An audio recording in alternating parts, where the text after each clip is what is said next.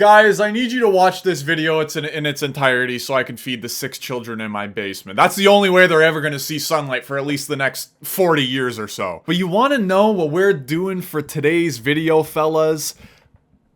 Book review. I just heard so many people click off this video. Don't you fucking dare. I know where you live, brother. Alright, so this is gonna be one of my more chill videos. I've never done a book review before, but I've literally wanted to tell people about this book since I read it months ago. And I'm not about to post this type of video on my personal Instagram page, so I figured, hey, just why not? Why not make a Teebor video about it? I haven't gained any subs in the last month anyway. Who fucking cares, man? Anyway, today we're reviewing a book called Dancing in the Mosque by an author named, please don't butcher this, Homaira Kadari. Now you would think that a book about popping and locking in a mosque would be all sunshine and rainbows and happiness and stuff, but the story itself is actually pretty heavy.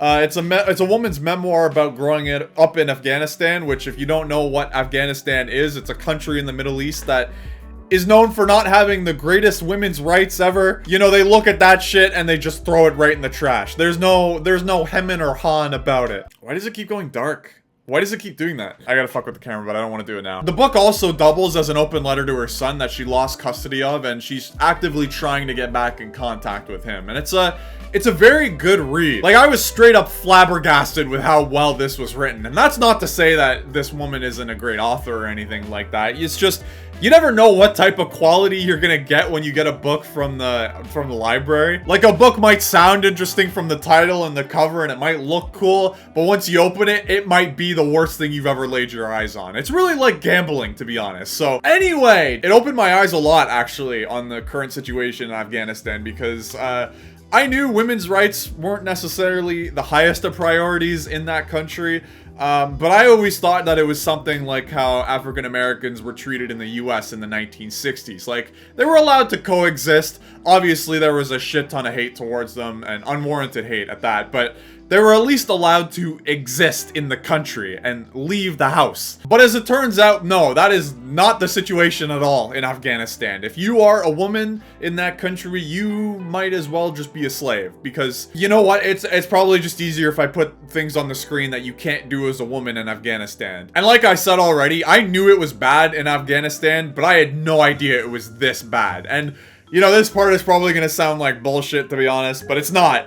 The book really changed my outlook on life. It really hammered home the idea that, you know, we're all born by a roll of the dice, man. Maybe God or whoever you believe in, fucking Bill Nye, is up there just rolling the dice. Maybe he's playing, like, craps at a casino or something like that. He's just rolling the dice. You could end up fucking anywhere on this planet, man, in any condition. And that's not to say I was ignorant to the fact that I should be grateful for everything in my life right now, because I really am, and I really should be. But I just wasn't aware as to how much I should be grateful for. Does that make sense? Yeah, long story short, it just showed me that there is always something to be grateful for in this world, or at least in this side of the planet, no matter how bad it gets over here. So remember that next time you die to an 8-year-old in Call of Duty, you can be grateful for the fact that you can just fucking blow his brains out in the next round. Alright, now it's time to get controversial because we're stepping into unknown territory for the Teebor YouTube channel here. Religion. This book really changed how I feel about it and look at it. Now, this isn't gonna surprise anybody. No jaws are gonna be dropping to the floor here. I'm not religious. I don't follow a religion. I'm not a believer of the Jesus Christs, the Buddhists. The closest I get is I'm a casual subscriber to the theory of reincarnation. That's as close as we get to religion here. But over the course of my life, I've kind of come to terms with the idea that religion for some people is an answer. Well, for other people, it's more so an opportunity. And when I say that, I'm of course talking about how it can be both a good thing and a bad thing. I think it could be a good thing when it gives people purpose and hope in life, you know, because we are really just some fucking animals floating on a giant rock in space in a vacuum. So if religion gives you hope, man, then hey, all the power to you. But unfortunately, religion is also a tool for people to exploit, and that's kind of what I've noticed over the years, and it's also what's kind of been a theme in this book as well, and also in the entire country of Afghanistan. And, you know, thinking of negative examples, I think of the disgusting old wrinkly men in the States that, you know, just are part of those, what the fuck are they called? Yeah, I can't fucking remember the name of them, but like the Kenneth Copeland guy. Whatever, the churches where you have to give money. Okay, well that's all churches, but like the churches where you are encouraged to give money, otherwise God isn't gonna love you. That sort of deal. Or even just thinking in terms of the book, there were some people in that book that would just use Allah's will as a way to do some pretty heinous things, and it's just, religion always isn't a good thing. It's very dependent on the wielder of religion, of the religion. Anyway, the book made my 4 brain cells think really hard about the question, is religion a net positive or a net negative for humanity? And honestly, I don't even know. You think I have the credentials to answer that? I'm a fucking nobody.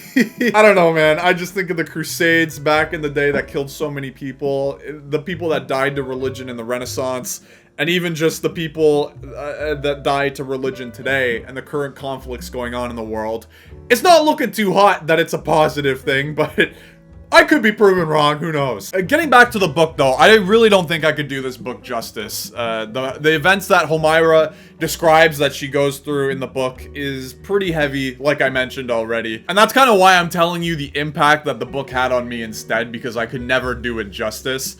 It's really kind of crazy to think about the events of the last 100 years and how they are still affecting certain parts of the world today, and significantly at that. But yeah, anyway, I think this book is honestly going to be my favorite of the year. It's one of 3 that I've ranked 10 out of 10 so far, but it's definitely the book that's resonated with me the most. It doesn't actually mention it in the book because it's kind of the beginning of Homaira's adventure to finding her son again, but she actually has reconnected with her son, which is obviously fantastic news. I was so happy to see that when I googled it. Okay, I know I have a pretty bad poker face, but like on the inside I'm doing backflips of happiness right now, man. Anyway, this video is gonna do horrendously bad on the algorithm. I'll probably lose subscribers to this video, but I've really wanted to make this for months on end, and I wanted to share the good word of this book and kind of the impact it had on me. So highly recommend you check it out, fellas, if you haven't already. Check your local library. It's probably got it there. Now, if there's anyone still watching this video, thanks for watching. I really appreciate it, especially for a video like this. If you want me to do like another one of these or something, maybe I'll fucking review the Bible next. Who knows? But yeah, if you want me to do another one, just let me know in the comments. Anyway, thanks for watching, guys. I'll see you later.